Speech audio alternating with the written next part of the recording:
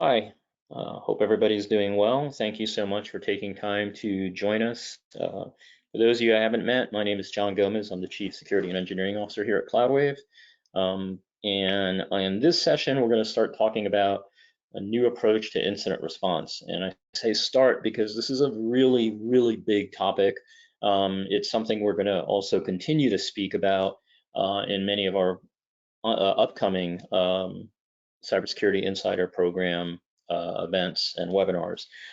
Specifically, we'll be addressing it next month when we host a very special guest, which will be the FDA.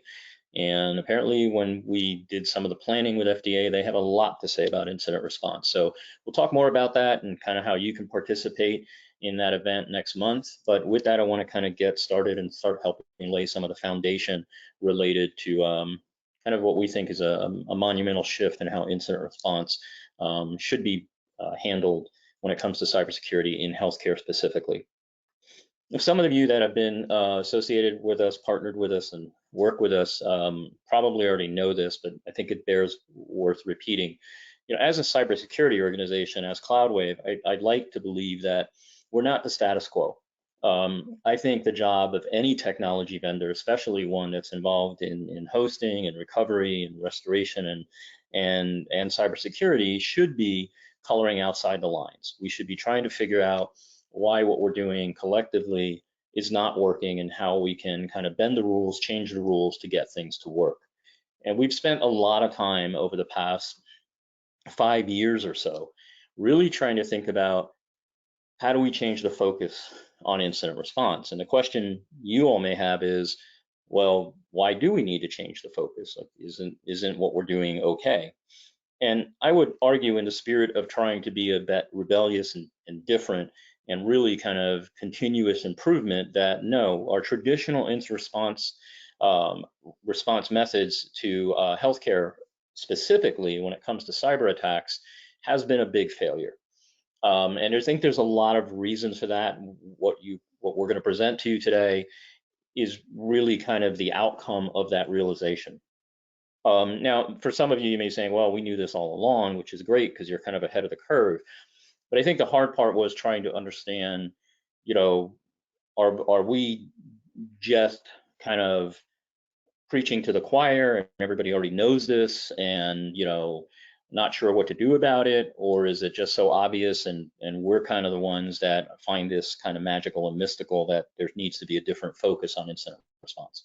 Now, what do I mean by traditional incident response? Traditional incident response would be, for me, what we've been teaching since the early 2000s when it comes to how to develop an IR plan. How do you develop a DR plan? How do you develop your recovery testing or your integrity testing? Like, how do you do these things? And I think a lot of that serves other industries really well, right? So if we were all working at, Walmart, or we were all working in a bank, I think those approaches are fundamentally strong and appropriate. But when we move from those industries to healthcare, and ultimately we have human lives that are on the line, I think everything we've learned, whether it's about cybersecurity or disaster recovery, are not appropriate, right? We can't take what we do at Walmart or whatever bank you want to talk about or whoever it may be and apply that to healthcare. And to be quite honest, when I first got involved in healthcare, which is now probably about 2 decades ago, I kind of, people would tell me healthcare is different, you don't get it, it's more complex. And I would think, well, yeah, I'm sure it is, but everybody says that when you enter into an industry. And I guess now looking back on it 20 years later, I finally have drank that Kool-Aid that it is vastly different. And I think the thing that makes it different is not the complexity of systems or the amount of systems, right? I think those things need to be respected. I think ultimately what truly sets it apart is the most fundamental piece of healthcare, which is we are all responsible for the care and safety of humans, right? Patients. And I think when we add that into the mix, suddenly everything we think about is vastly different. And I think that's been the missing component in how we address incident response for cybersecurity as well as disaster recovery in general. I would argue, and I'm not going to get that into this in this presentation, but things like RTO and RPO and all the things we think about with traditional disaster recovery do not apply in healthcare. And mostly because we think about all this from a systems technology perspective and not the human patient perspective. So, I'll touch on some of this as far as incident response goes, but possibly some point in the future, we need to do a deep dive, if you think is worth your time, on disaster recovery specifically in healthcare that is patient centric. But with that, I want to get into kind of the meat and potatoes and of what we're talking about today. And my hope in this presentation is that you start to rethink incident response. And even if that rethinking takes you back to exactly where you are right now and you throw out anything I say, I think it's still a good exercise to evaluate if the approaches that you're using for incident response are appropriate and are patient-centric. And you may find that they are, and that's awesome. And you truly are, at least from our perspective and our experience, probably in the 1% if you're doing patient-centric incident response. So with that, let's kind of jump into this a little bit deeper and give you some ideas of not only what we were talking about, but how we got here. Now, I've mentioned this in other presentations, but I think it's worth repeating in that why should you listen to us on this topic? What do we bring to the table that everybody else hasn't, and why isn't anybody else talking about this and you guys are? I think part of it is we have invested a ton of time in terms of incident response, and a lot of that's been done in terms of our not only doing tabletops but also doing actual true incident response where somebody has called us or we've detected a threat and we've responded to it as part of our security operations center and had to deal with the consequences of that. Now, there's a typo on this slide. We haven't had 12,000 people go through our tabletops. We've had more like 1,200 people go through our tabletops. And over the past 2 years, what I've seen is a shift in tabletops. I don't think the technical tabletop will ever go away, and I think there's value to doing a technical tabletop. And by technical tabletop, I mean those tabletops that focus on IT, right? Where we bring IT teams in and we go through some level of tabletop.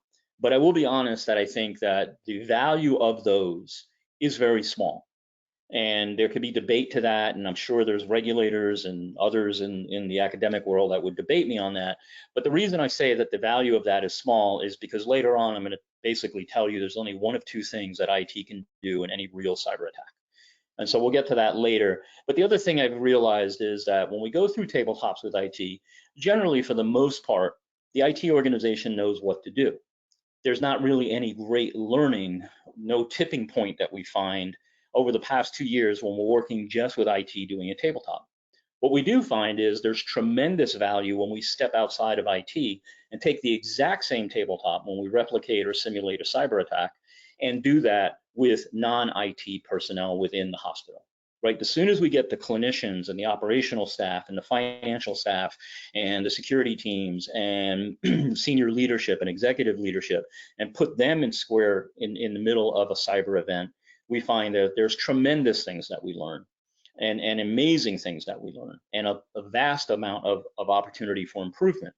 Now, if we think about that, this is just simply replicating a real world attack. The sad part of this is if we don't put people through that type of exercise, the only time that they actually get to test those skill sets is in a real attack. And this may explain why real attacks are so devastating beyond just the IT component of it. So I think this is part of where we started to realize, like, we need to change how we do incident response, because our tabletops are telling us that, hey, for the most part, IT knows what to do. So we've had tremendous kind of success in that space, and for the past 2 years, we've been really good at doing this non-IT tabletop capability. But we've also responded to real-world incidents. And what's interesting is when we get called in to do an actual incident response, usually it's very early in the process. The questions that we ask kind of create deer in the headline moments for people, because I think that what most people are asking of us is to help them with responding to the attack, and what we're more concerned about is what's happening with the patient environment.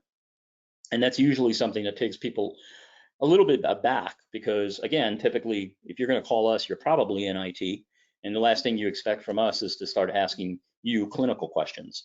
But the reality is that from the very beginning, we've always thought that patients have to come first. And now, unfortunately, I think we're being proved right in that. And I mean that, unfortunately, truly and sincerely, because that's probably not an area we wanted to be right. We ultimately always wanted to be right that, hey, protect the data and we're good to go. So there are a lot of observations we've seen when it comes to incident response, and I'm not going to spend a lot of time on these. One is that most incident response programs typically protect data. I'll talk more about that in a moment. Typically within 15 minutes of a high velocity attack, we see that things start to break down. Right, when an attack occurs, and we're talking about really serious, fast-moving attacks, we see that all the reliance on plans in terms of incident response plans and disaster recovery plans break down. We see this in tabletops, and we see this in actual real incident response situations. And some people have asked me, well, then why should I have an incident response plan, like an actual written plan? And the only reason I can give you is in the traditional sense is because you're going to be asked about it when you go through a security assessment or an audit of some nature related to HIPAA or some other framework like NIST or HITRUST. But short of that, I've yet to see anybody pull out their incident response plan and actually be able to work through it. And it actually works for them. It just, things fall apart very quickly. And that's because muscle memory is not used, right? We focus more time and energy on writing the plan because we know auditors are going to ask for it than actually training our teams to create muscle memory that they can just respond without having to dig out a plan, right? And a checklist and whatever else we may need to respond to a DDoS attack or whatever it may be. And that's part of the first steps in the breakdown of incident response. And this will have consequences later when we talk about patient-centric incident response. Right now, we're really talking about observations of traditional incident response. There's also very little respect for or understanding of emotional and psychological aspects of the responder, of the people responding. And again, we're going to talk more about that in a moment, but I can tell you that if your plan does not have anything in it related to emotion and psychology, your plan will fail. And I know that's a very bold claim, and I'm not trying to be cocky, but I will explain why in a little bit down the road, that the most important thing you can do in any plan, aside from trying to gain muscle memory, is assure you're managing the emotional and psychological response to an attack. And if you're not doing that, there will be very, very negative outcomes that occur. Most programs don't recognize or appreciate the skills of the attacker. I can speak about this all day, but we have a term here, kind of two terms that we talk to within our organization, and that kind of become, our pulpit of sorts, is we need to always understand the attacker's perspective, and we need to understand the attacker's audacity. Now, perspective is their psychology and their motivation and passion. So the soft skill stuff, and their audacity is really more about their ability to do whatever they need to do because of their skills. So again, we talk a lot more about that, but I think plans don't really think through that part of the equation.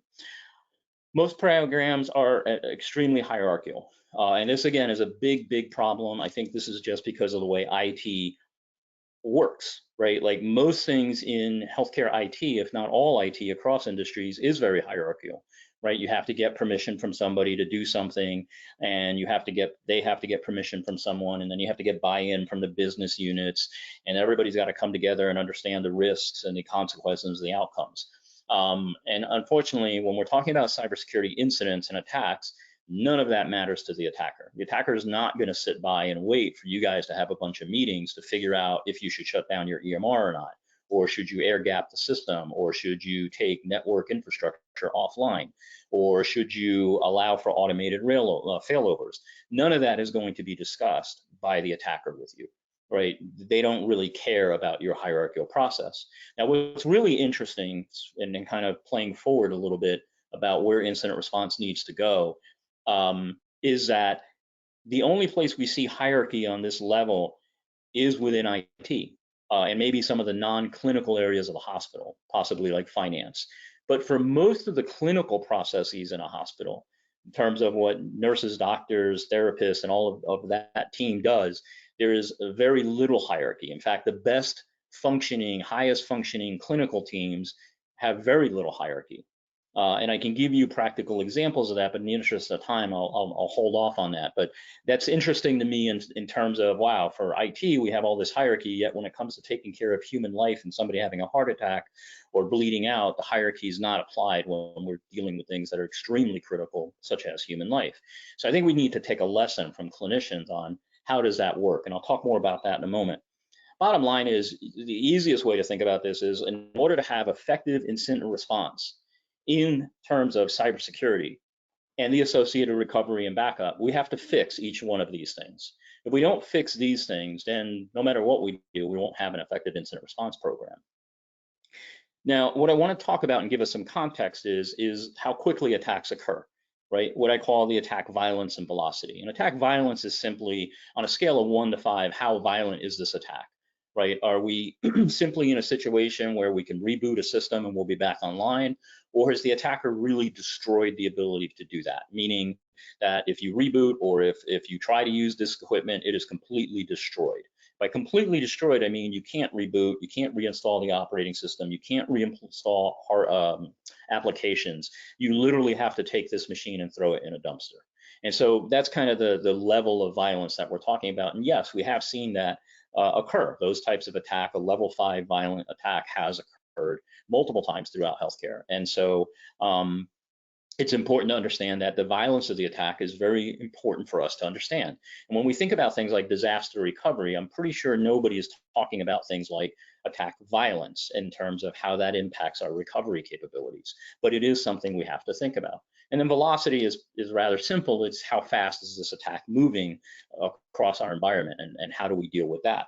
So those two components are vital. And if we're not starting from attack violence and velocity, then we miss things like attacker perspective and audacity, and all the other components really are kind of not based in a reality of what type of attacks we need to deal with. So what you see here on the screen, I'll let this play out, is basically a ransomware attack. There are two different computers being used here. You'll see the attack start here and then spread here. And the reason I do this is because I'm finding even within IT, there are very few people that have actually seen an actual ransomware attack unfold. So I think part of our responsibility should be that if we're going to defend about or talk about ransomware attacks, we should at least see one. So I'll let this play. It's about a minute and a half or so, and it'll pop up little pop-ups as it goes through to explain what you're seeing.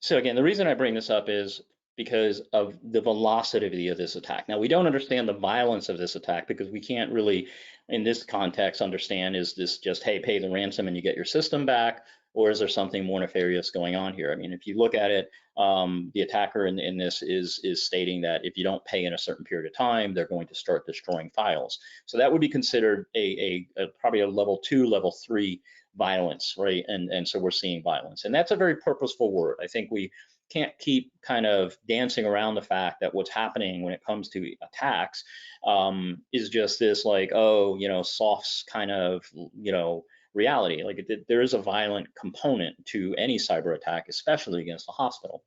And that violence actually will become more important to us as we continue down the path of discussing this. So about 2 minutes, we have 2 computers impacted. Challenge here is that those 2 computers will now reach out to another 2. So we'll have 4, then we're going to go to 8, 16, and obviously,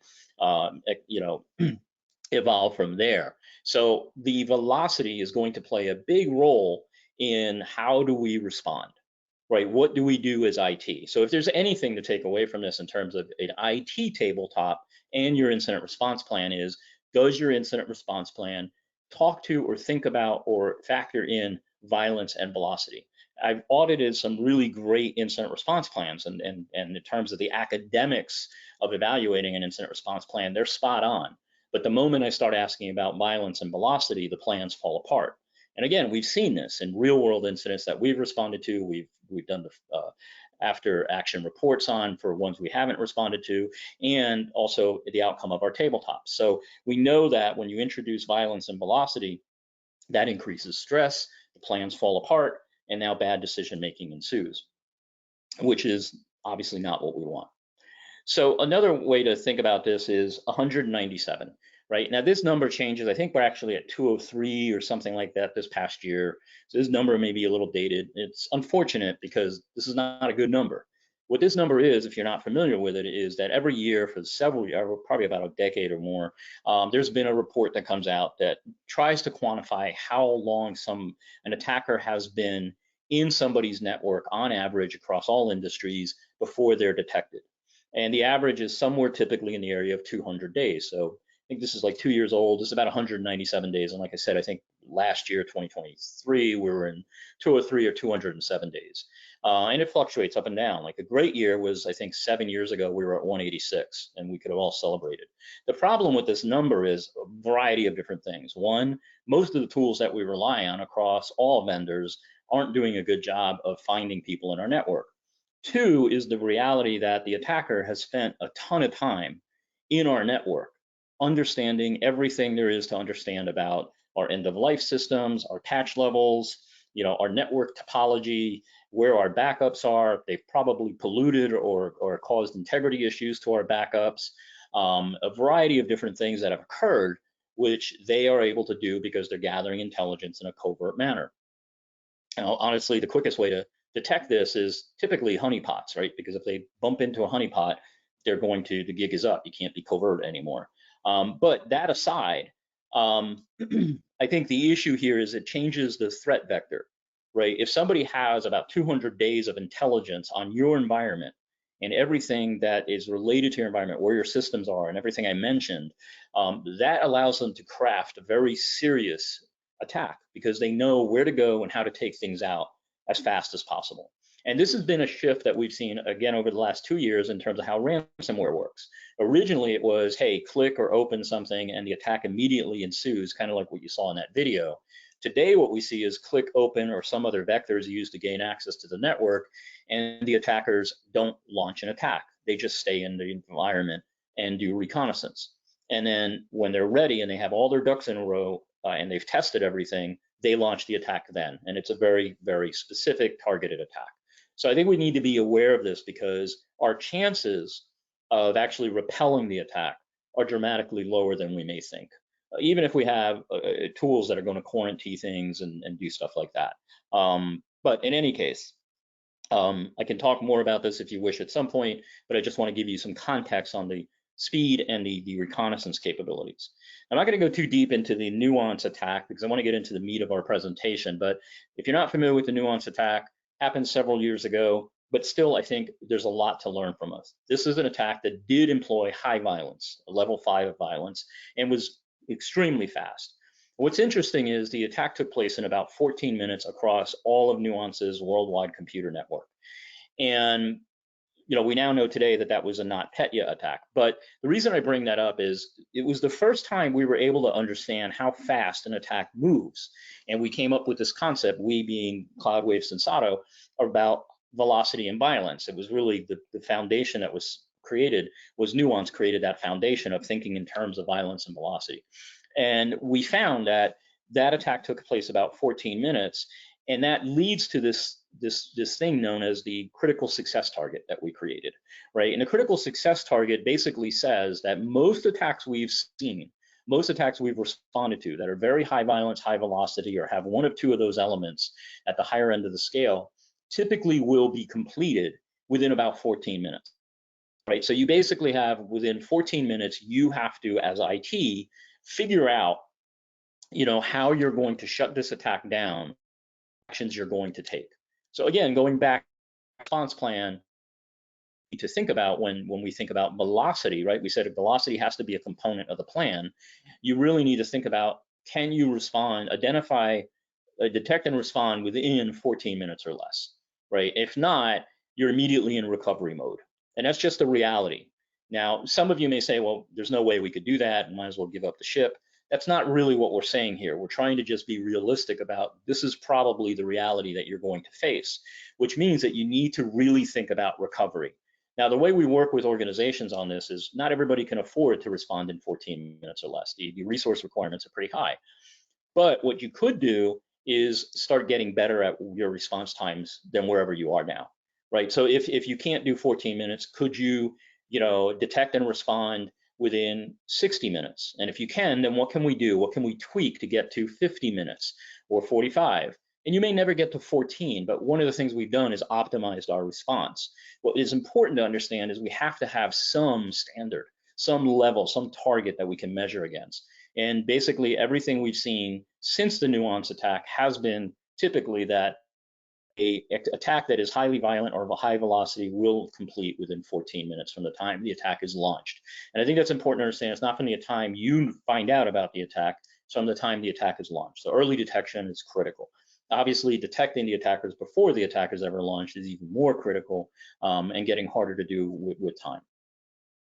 So the other thing I want to bring up here is this concept of data-centric viewpoint. And I mentioned this earlier that most incident response plans are focused on data and protecting data. In fact, I would go further than that and say probably every cybersecurity strategy I've ever encountered in healthcare since I started Sensado back in 2013 that I've come across has been all about protecting the data. And the backdrop to that has been HIPAA, right? Like, well, we got to encrypt it because of HIPAA. We got to do this because of HIPAA. We have to have strong passwords because of HIPAA, right? Or whatever. Whatever you're doing typically maps back to HIPAA. In fact, in some organizations, it's how we justify investment, right? Well, we got to do this, or we got to put this in place because if not, we won't pass our HIPAA assessment. Now, that's a really sad, unfortunate state of affairs. And it just really is. Like, we've completely failed at being guardians of healthcare from an IT perspective. And I'll include myself in that because I kind of drank that Kool-Aid in the early days as well. And over time, I've been kind of scratching my head thinking like, wait a minute, something's wrong here. The emperor has no clothes. And really the reality of this is that what we should have been doing all along is thinking about how do we protect the patient, right? How do we create technical solutions that ultimately are providing protection to our patients that do not allow anything to interrupt care. And that's what really the challenge is here. Now, I'm not saying we shouldn't protect data and that data privacy is not important, but ultimately, if you raise the bar and say the number one thing that you as IT have to do is protect the ability to care for patients, right? And I've used this exact line of questioning, just so everybody knows, when I do board presentations. And if you don't know, we do, or C-suite presentations, right? Whenever we do C-suite or board presentations, which by the way, we don't charge for, you can just contact CloudWave, your salesperson, account person, whoever you want, say, hey, I need John to come in and do a board presentation or C-suite presentation, and I'm happy to do them. All right, and there's no selling or marketing. It's just, I think it's part of giving back and what we should be doing, right? Kind of walking the walk kind of thing. But whenever I brought up to any C-suite or board that you have one choice, your IT team can either protect the data or protect the patients during a cyber attack, which one would you like them to do? I have yet to have anybody say to me, protect the data. But yet all of our regulation, all of our practices, all of our technology, everything we talk about, our vendor evaluations, everything we do is about protecting data. What's really interesting is if you protect the patient, you will automatically protect the data. But we don't raise ourselves to that standard. We don't hold ourselves to that standard of we should be protecting patients. And that's going to fundamentally change. I can guarantee you in the next 2 to 3 years, I think regulations will change. And I can get into that later as to why, but it's going to be a dramatic change, I think, for our industry. So everything, there is no framework, no regulations, nothing that really drives this thinking of protect patients. But I don't think we all kind of are comfortable with that. I think many of us would be concerned of having our own family members on healthcare networks, knowing kind of the state of affairs across the industry, and that the focus is on protecting data, not patients. So I want to introduce another stat to you. This is 6 to 8. Now this stat is basically the amount of time that most organizations plan for when it comes to downtime. right? That if you're going to take downtime, probably sort of should be able to survive on paper for about 6 to 8 hours. Now, your documentation and your plans may say 16 hours or some greater number, but I haven't met anybody that has actually said, okay, if our documentation says 16 hours or 24 hours or 48 hours, we're going to test that and go down for 48 hours with no access to any system.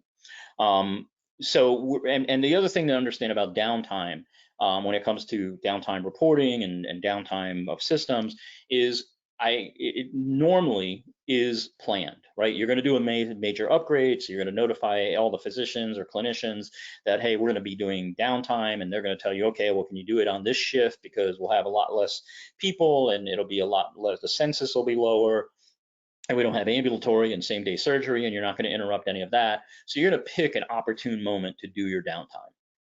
And unfortunately, none of that creates reality. It's a false sense of security.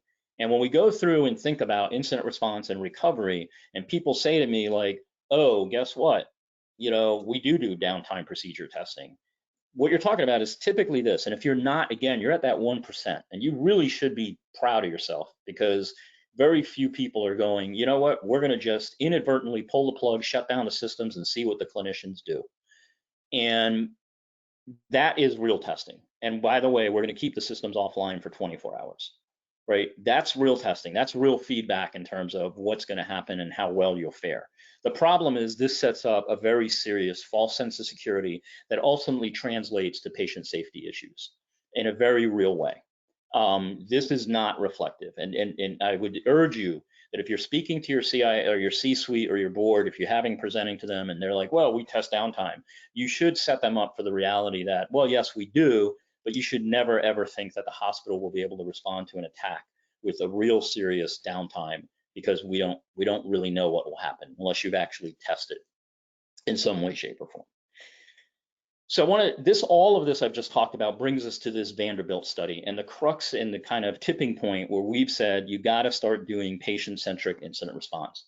What we have learned, or what a Vanderbilt study learned, which by the way was done in 2016 and looked at cyber attacks over a 4-year period and on hospitals, and what they found in that research was that any significant cyber attack will lead to an increase in patient mortality.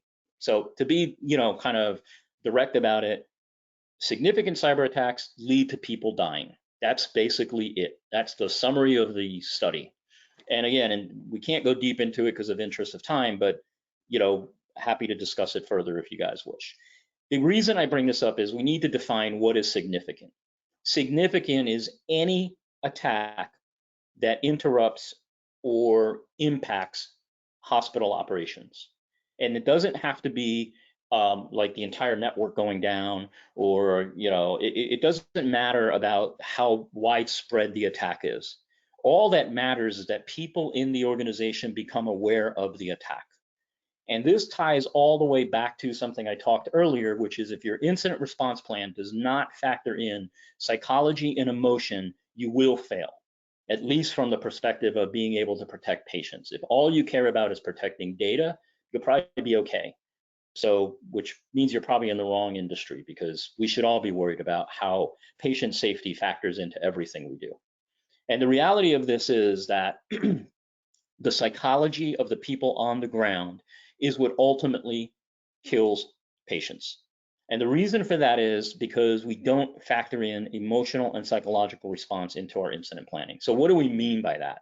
What we mean by that, again, this is a broader kind of set of conversations, but is as soon as people become aware of an attack, a cyber attack, right? Let's just use a ransomware attack because it's kind of the easiest one to do.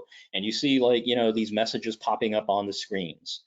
The conversations on the floor, in the care units, in finance, in HR, in the kitchens, in the cafeteria, are all about the attack. Well, what did they get to? I heard they got to the payroll system. Are we getting paid? I don't know if we're getting paid. That's a great question. Well, if they got to the payroll system, did they get to our social security numbers? Do they know where we live? Do they have our W-2 forms? I don't know. Well, did they get to the medical devices? That's a great question. Can we even trust what we're seeing on the screens? How long are the systems going to be down? Everything I've just talked about is the dialogue that occurs on the ground when a cyber attack occurs. And that does one thing. It takes the focus off of caring for the patient. And in those moments, we see a decline in patient care. And when that decline occurs, sometimes it's irreversible. And when that occurs, we have increased mortality. And the reality of this is that most of us don't really think about incident response from this perspective. Yet, kind of the first tenet of healthcare is do no harm. Unfortunately, the plans that we've put together and the approaches that we take over the last 15 to 20 years have done a lot of harm. People have died, not because an attack has directly targeted patients.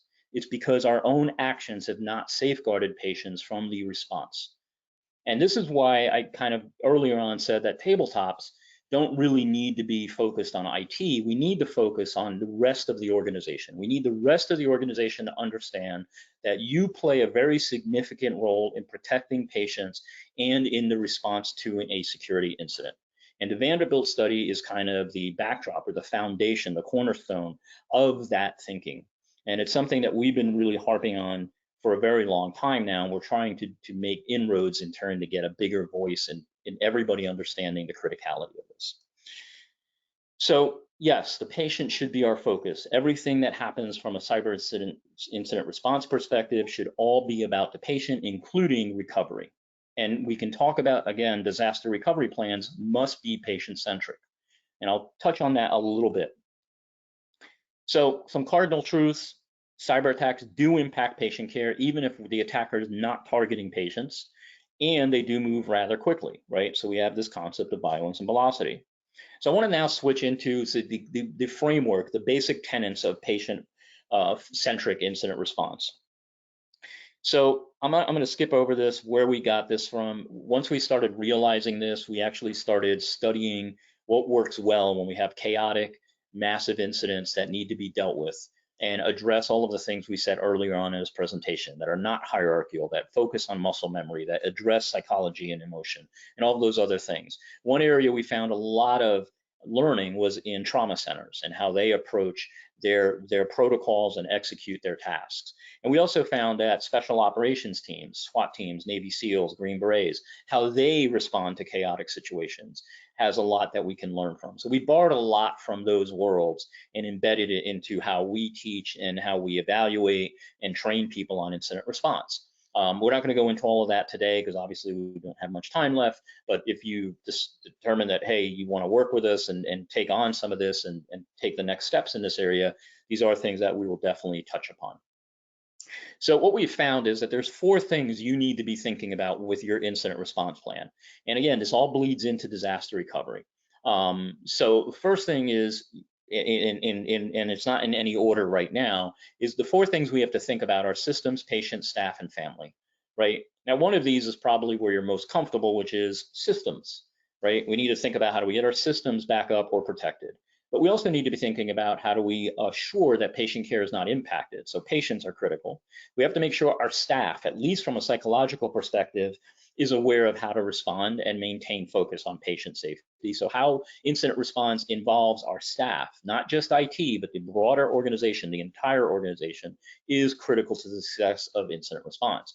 And then ultimately what I call family and friends, which is how are we communicating with family and friends? If you've not been part of a real incident, as soon as word gets out that so-and-so hospital is on divert because they had a cyber incident, there's a few different people that are going to start to want answers. One is family. Imagine that you have a loved one in the hospital. First thing I'm asking is, should I move my family member out of that hospital or not? How safe is this place, right? And knowing what I know, guarantee you I'm getting a private ambulance and moving my family member. Second thing is, right, the patients themselves are going to want to know, should I stay in this hospital? Am I safe or not? And how we communicate that, the dialogue that ensues, is critical, both for the external person, the family member that's outside or the friend, and the patient themselves. And we have to incorporate all 4 of these elements into any go-forward modern day healthcare specific, patient-centric incident response plan. But how do we deal with prioritizing this? Well, the way you want to prioritize this is patients first. Right, the very first thing we need to think about when it comes to incident response, we've had a cybersecurity incident, ransomware attack is taken on, hit the hospital, systems are impacted. Number 1 thing we need to think about across all areas of the hospital, including IT, is what's going on with the patients. right? And there's a lot to this than just putting it up on a PowerPoint slide. Second thing is our staff, then family, and then lastly is systems. Now, I'll touch on this real briefly, but again, there's a lot more to learning this and figuring out how to do this correctly. The reason it's in this order is, first and foremost, frankly, patients are the number one thing we need to think about. The staff has to be supported on the ground in order to do great patient care. Family and friends have to be reassured, and none of the things matter if the systems aren't brought up in the right way. So when we think about things like RTO, RPO, order of recovery, none of that matters until we have the actual incident and we start understanding what's the impact on patients, right? We may think that the EMR is the first thing to bring up, but that's not really typically the first thing, because we don't know enough about what the situation is. And until we know what the situation is, we can't make decisions and we can't inform IT as to what systems you should be bringing up first. It really comes down to, in the moment, making the decision as to what systems come up first. And the reason for that is going to be what is going to be the best benefit of the patient. Now, this kind of translates to this cycle, right? We're going to prioritize patients, evaluate staff needs, address family concerns, audit what we know or don't know, and consider system status and objectives. And we're going to keep repeating that cycle. And that's going to become our protocol. That's what we're going to be doing minute by minute, hour by hour, until we get to a known state and we can kind of take a breather. And I'll talk more about that in a moment. Now, there's a liability window we've learned about. And this liability window is that the decisions and actions you take in that first 72 hours will be the most high liability decisions that you have to make. So when you're thinking about incident response and recovery, these are where making a bad decision or psychological and emotional impact, not acting from muscle memory, whatever it may be, is going to come and have the most dramatic impact on you. And the closer you are to this 0 hour, and 0 hour is when you discovered the attack, not when the attack started, right? The closer you are to that, the higher likelihood you will make bad decisions. Now, we'll talk more about this, but I want you to keep in mind that your incident response plans should be all about what do you do in that first 72 hours? And how do you do that from a muscle memory perspective? Now, ultimately, you're going to kind of test everything again as a deposition test. I don't have a lot of time to get into deposition tests, but basically you're going to get sued. So you might as well get planning for it and figuring out how you're going to address the lawyers 18 months after your incident. And what I will tell you is, earlier on I mentioned over here that this is the order of recovery. Now, why is that so important? Well, obviously it's A, the right thing to do, but B, from a legal perspective, you probably don't want to be in a situation where you get put in front of an attorney during a deposition and they ask you, so how did you bring back the systems, in what order? And you say, well, we brought them back according to our policy and procedures, which are laid out in our incident response and disaster recovery plans. Oh, that's great. And in the moment, did those systems take into account the acuity of the patients in your ICU, or did you just follow the plan? Well, we just followed the plan. Oh, so did your plan ever think about ICU patient acuity or the census in the emergency room, and that there may be a need to get other systems up and running much faster than what you thought about in this plan that you wrote 3 years ago?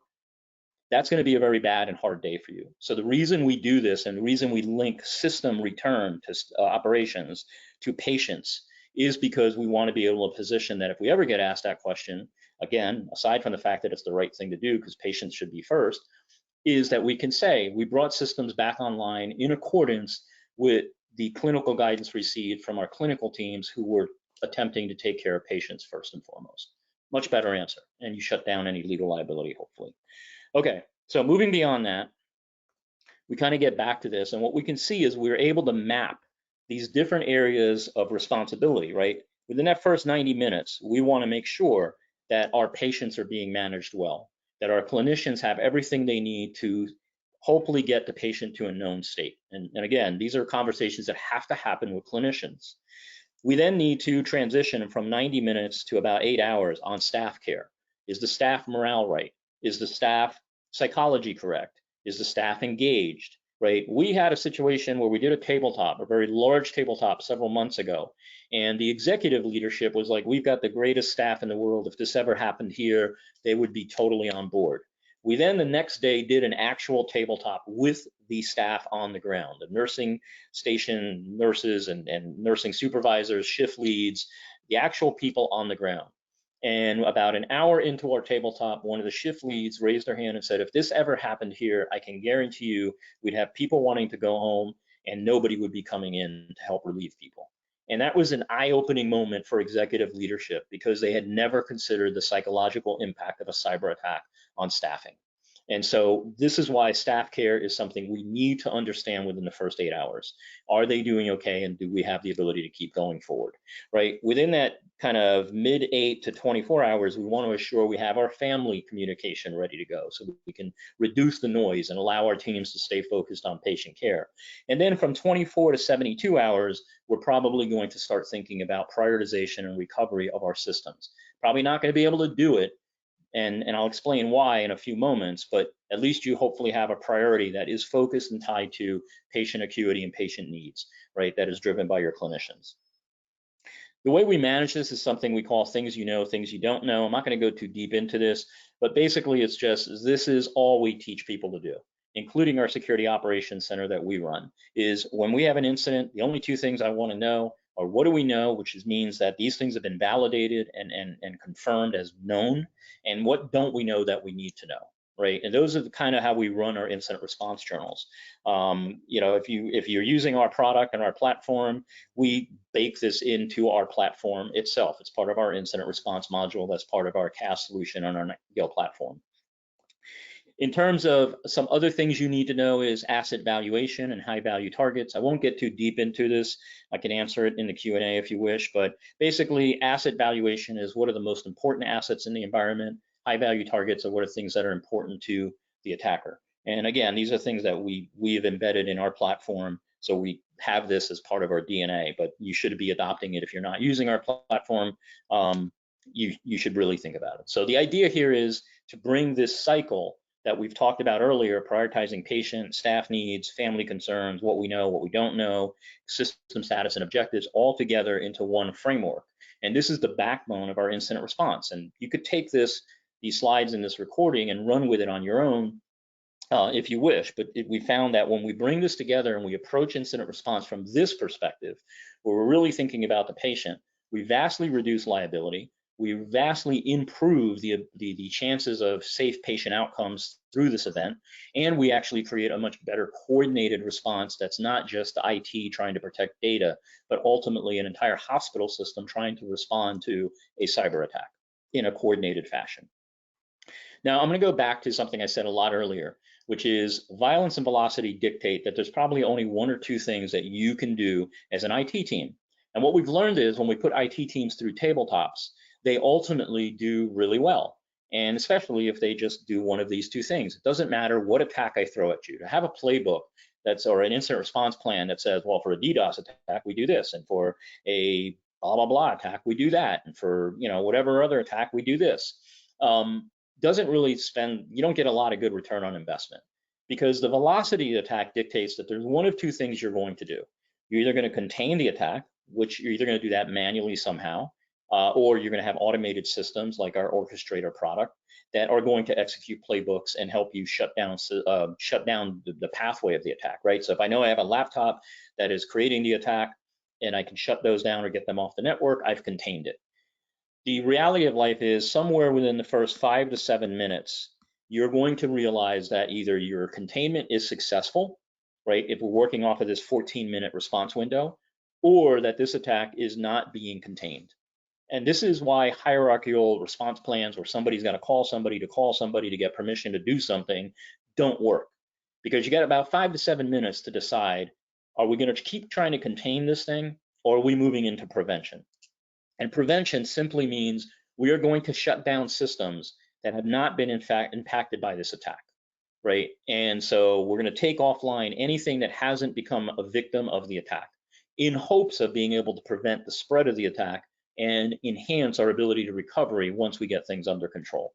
And that's really it. So when we're looking at incident response plan in this day and age, we're really focusing on patient-centric response, but ultimately we're trying to figure out from an IT perspective, do you have all the tools and knowledge you need and processes to either contain or prevent, and simplify that down to one of two options.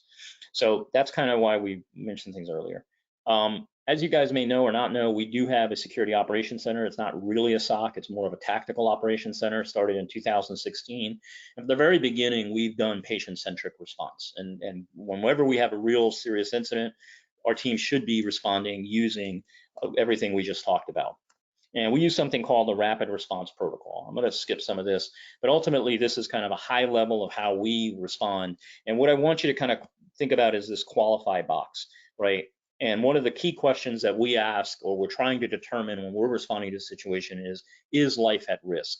I bring this up so if you're not working with our security operations center, we wish you would, but if you're not, one of the things you should be doing in terms of triaging inbound incidents and issues is determining what is the impact to human life, right? Because that is the backbone of a patient-centric incident response program. So things to consider. One, being patient-centric definitely is scary for most IT organizations. It is changing where we focus. We're getting into a world that now patient safety and outcomes is really on our shoulders. And that's not something a lot of IT organizations may be very comfortable with, but it is something that I think is going to become the requirement or the standard as we go forward.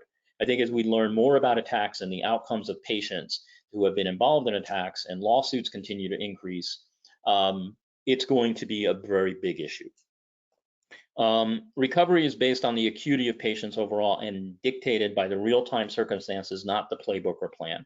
Basically, what this means is it is challenging for IT organizations to not have a well thought out step A, step B, do this first, do that first plan when it comes to the order of recovery for systems, and to have one that is based on patient acuity and impact to patients and what we need to be doing for patients. It's a very different form of disaster recovery. And very few organizations, if any, other than one that I know of, that knows how to do this type of disaster recovery planning. Command centers do not work. This is something we've seen time and time again, where people will spin up a command center. I won't get into it, but for the most part, depending on the hospital size you have, the time of the event, who's in the command center, and how that all operates, command centers just get in the way. Whenever we've done tabletops where we're working with clinicians and other areas of the hospital, the command center, as soon as the command center spun up, we see everything come to a screeching halt. So you really need to rethink, like, what is the role of your command center? We recommend a blended model where the command center is really managed by the people on the ground and not executives, and then kind of have like a leadership command center or executive command center or whatever you want to call it that is dealing with all the operational, legal, communication stuff, and leave the real command center of how you keep patients safe to the people on the ground, because they do an amazing job when they're left alone. And I can tell you, every time we see the C-suite get involved, that command center comes to a screeching halt. And it's sad because they usually are doing a great job until that moment. If you're thinking of incident response, solve for the 3 a.m. This means, how does this plan hold up at 3 a.m. when nobody's around and you don't have all the resources you need, right? And this, again, like the command center, if something happens at 3 a.m., you're probably not going to have all the people that you would traditionally put in a command center. You still can spin up a command center, you just need to think a bit differently. This is going to be really important when we talk with FDA. Hopefully you guys will join that webinar next month, and we're going to talk about recovery and restoration. And there's a difference in that gap. So we talked about this 72-hour window where you need to be really thinking about how you're going to, prioritize your systems and patient care and all of that. Keep in mind, recovery is this concept of my systems are back up, but that does not mean that you can use the systems. Right? If I throw an attack at you that takes out all of your smart pumps, you can't just say, oh, let's reboot the smart pumps and put them back online and connect them to a patient. You have to clear everything. Even if I take out your EMR, you have to clear the EMR. You don't know if the attacker went in there and deleted everybody's allergies or changed their medical history or changed their drug dosing. So you have to think in terms of recovery being, we've recovered our systems and they're operational, but restoration and how we're going to restore them to an operational clearance is vastly different. And so when you think about outages in a cybersecurity incident, you sometimes are hearing like it's 6 to 8 weeks for an organization to get back. And the reason for that is often that the restoration process takes a very long time. And this is something that I think we don't speak about or capture enough. Old school communication really does work. Having old POTS lines is a lifesaver. If your hospital has the ability to bring back online the old POTS phones and touch tone phones, do yourself a favor, put them at every nurse's station, in the IT offices, in your purchasing offices, put 6 or 7 of them in purchasing and finance, and have a way to talk using the old touch tones. We've seen the VoIP stuff really compromises security. Purchasing is often going to be the number 1 or number 2 thing you have to restore. You've got to get the purchasing department up and running as fast as possible. Typically, we're learning that most hospitals only have 3 days of supplies. You've already learned that the first 72 hours are the most critical and challenging in terms of decision making. You now handcuff people that they can't get supplies, they can't get the equipment they need. Guess what? You've just created an additional psychological or emotional response. You will lose a lot more money in a cyber attack than you invest in preparing for it. So the more you invest, chances are you'll be better off not having to lose a ton of money from a revenue perspective. How do you gain program adoption? This is a big one, right? You've got to ultimately get your executive leadership to buy in. That's step 1, is getting them to understand that cybersecurity incident response and recovery is not an IT responsibility anymore. IT has about 10 to 15% of the overall response accountability. Everything else beyond that is everybody else in the hospital. And so if you're going to measure the effectiveness of cybersecurity incident response, it's going to have to be looked at well beyond what IT can bring to the table. So you've got to get your IT, your executive leaders to understand, hey, all these incident response plans and disaster recovery, not really my job, really up to you. Unless you don't really care about the patients, then we're good. So we could talk more about all these other components. There's a lot we do as CloudWave. We do have a patient-centric incident response capability to do assessment and planning and training. We do have our entire platform, CTOC and Security Operations Center, Tactical Operations Center, and our Nightingale system. We do offer the backup and recovery. We're now integrating those things together, so it's one seamless experience between our security infrastructure and our recovery and backup stuff. We are thinking about and working on having incident rapid response teams that you can call upon and help you through an incident for that first 72 hours. And obviously we do an amazing amount of tabletop simulations, and we keep trying to advance those all the time. I mentioned this various times. Next month on April 25th at 2 p.m., we're doing a conversation with FDA. The person that we're going to be working with there, Jessica Wilkerson, amazing. I've worked with her for years. She's being gracious enough to do this just for you guys.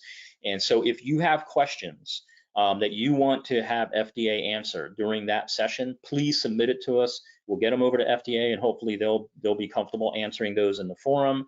We will try to do some live Q&A, but really would love to get your questions so we can customize this presentation for your needs. So hopefully you'll be excited about that. We're going to build on the incident response stuff we just talked about. We're going to talk about some real world cyber incidents that FDA is aware of and have been declassified that they can share. So I think you'll have a really good, this is an event you should invite your C-suite to, right? If you need help getting them to understand the pressure you're under, the pressure everything I just talked about today puts you under, get them to come to this. Because I think they'll learn a ton, and they can ask anything they like, or you can on their behalf. So that's it. Hopefully this was helpful. It's a lot, and I know it creates a lot of anxiety, agita, and maybe for some of you, you're like, we're already doing all this. And if you are, I'd love to hear from you, because you are definitely that 1%, and I think a lot of others could learn. World's changing, right? We have to start thinking about how our incident response, our IT, everything we do impacts patients, and reverse engineer from there. So with that, Laura, I'm not sure if we have any questions or not. I know you're going to be putting out a survey and further details on FDA, but other than that, any questions or feedback or thoughts? We don't have any questions at this time. Okay, great. Well, thank you, everybody. I look forward to our next opportunity to speak. If you ever need anything from me, I'm Jay Gomez at gocloudwave.com. And thank you so much for taking the time today. Bye-bye.